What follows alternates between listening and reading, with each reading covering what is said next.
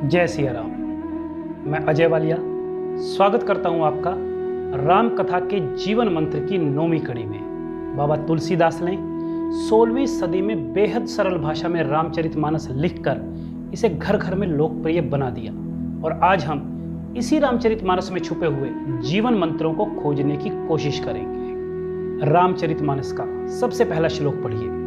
वर्णानामर्थ संघानाम रसानाम छंद सामपि मंगला नाम च कर्तारो वंदे वाणी विनायको, अर्थात अक्षरों, अर्थ समूहों, रसों, छंदों और मंगलों को करने वाली सरस्वती माँ और गणेश जी की मैं वंदना करता हूँ। इस पहले ही श्लोक में हमें कई बड़े जीवन मंत्र छुपे हुए मिलते हैं। पहले हम थोड़ा विस्तार से इस श्लोक के अर्थ को समझते हैं, उसके बाद इसमें छुपे हुए जीवन मंत्रों को समझने का प्रयत्न करेंगे। इसमें कहा गया है वर्णानाम, यानी मैं वर्णों की अर्थात अक्षरों की वंदना करता हूँ। वर्ण या अक्षर क्या है?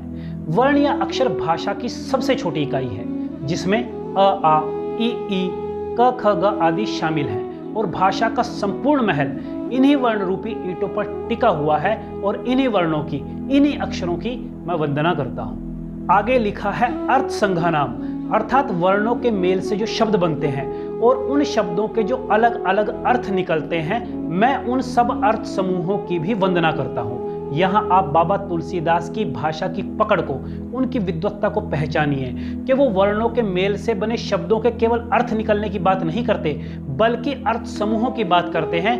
यानी वो मानते हैं कि एक ही शब्द के कई अर्थ निकलते हैं। हिंदी साहित्य के प्रख्यात कवि बिहारी जी का एक बड़ा प्रसिद्ध दोहा है, कनक कनक ते 100 गुनी मादकता अधिकाय, वह पाए बोराए है ये पाए बोराए। इसमें कनक शब्द 2 बार आता है और दोनों बार अर्थ अलग अलग हैं। कनक के मायने सोना भी है और कनक के मायने धतूरा, एक नशीला फल भी है, अर्थात एक ही शब्द अनेकार्थ लिए हुए है।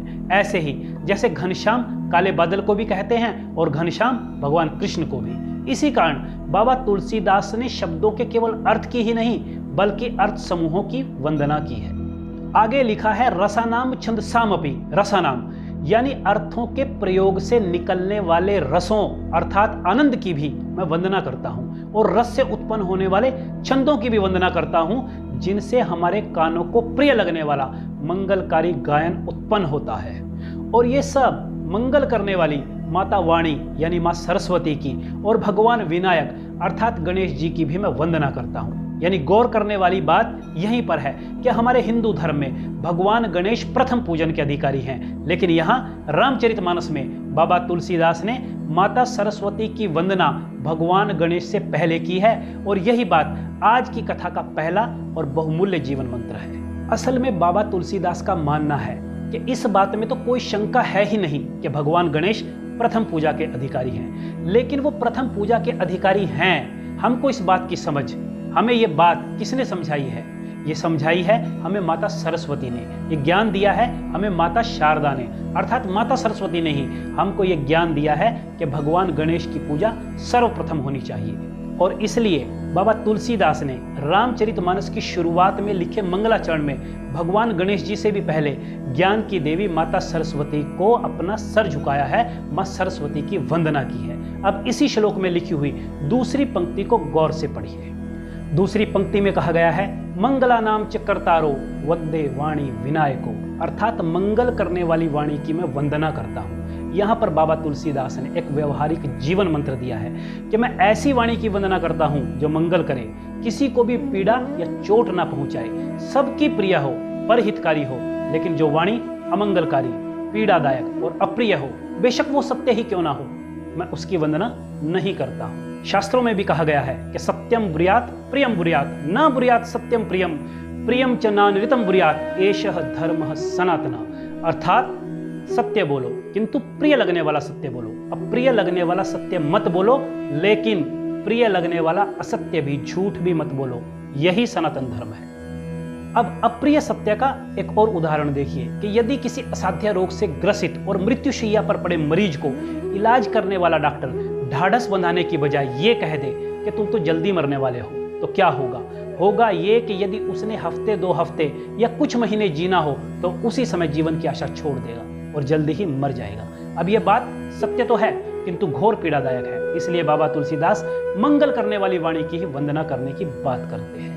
यदि हम गौर करें तो हम पाएंगे कि अपने जीवन में मनुष्य बोलना तो बहुत जल्दी सीख जाता है, किंतु कब क्या बोलना है और क्या नहीं बोलना है, ये बात कई लोग जीवन भर नहीं सीख पाते और इसी कारण अक्सर उनकी जीवा उन्हें जीवन भर अलग अलग संकटों में डालती रहती है। इसलिए ये बात हमेशा याद रखिएगा कि कोई भी व्यक्ति संसार में हमारा मित्र अथवा शत्रु बनकर पैदा नहीं होता, बल्कि यह हमारा व्यवहार, और हमारे व्यवहार में भी यह हमारे शब्द, हमारी वाणी ही है जो किसी को भी हमारा मित्र अथवा शत्रु बनाती है। इसलिए मंगल करने वाली वाणी बोलिए, और मंगल करने वाली वाणी के लिए वाणी का तपवान होना परम आवश्यक है, और वाणी का तप चिंतन, मनन और ध्यान से, सत्संग और स्वाध्याय से ही संभव होता है।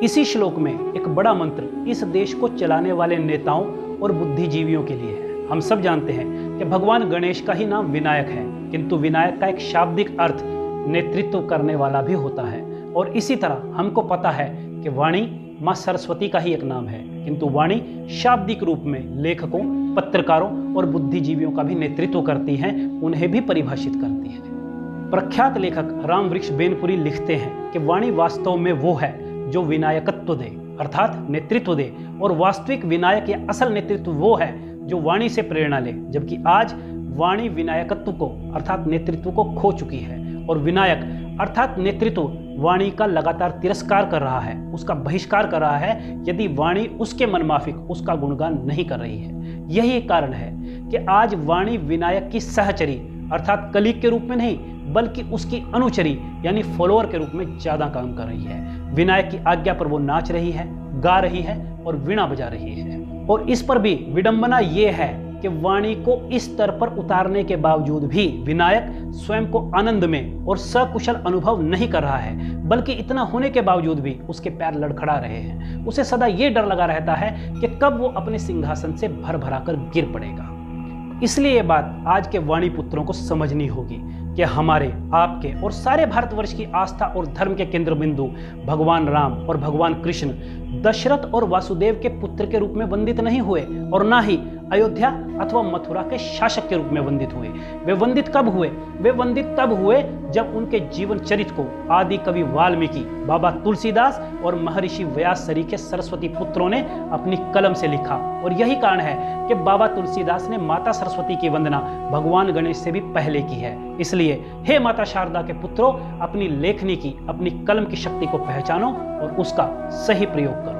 वाणी की शक्ति को पहचानने के पश्चात ही रामचरितमानस जैसे महाकाव्य के लेखक बाबा तुलसीदास पहले मां शारदा की और बाद में भगवान गणेश की वंदना करते हुए कहते हैं, पूजू मात सरस्वती सिमरु सिद्ध गणेश, जिनके सुमिरन मात्र से जड़ता रहे न शेष। तो आज राम कथा के जीवन मंत्र में इतना ही।